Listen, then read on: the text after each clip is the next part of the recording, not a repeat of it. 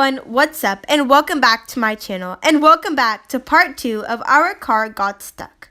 If you haven't already watched part 1, go ahead and scroll down to the description box where I have provided the link for you. Anyway, let's get right into the video. We ended up calling a forklift to come and get our car out. It was actually quite helpful, and it didn't get stuck like the truck did as often as it did. But sooner or later, it did get stuck. You can see that the mud is covering the tires, and it's like grease. And even though the tires are so big, the forklift can't get out.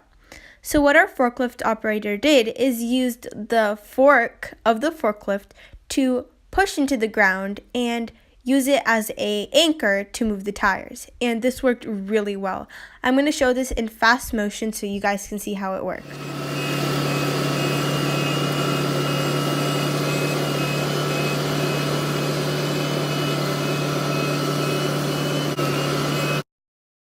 Eventually, we did get our car pretty far, and we kept going, and it went farther and farther and farther.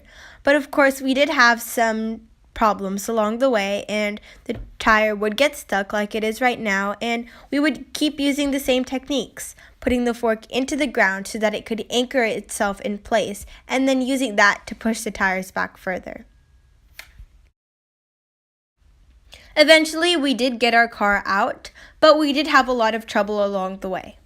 The tires had also dug so deep into the ground that we had to take the car another way out so that it could actually go around the holes that the tires had made. But luckily, we did get it out.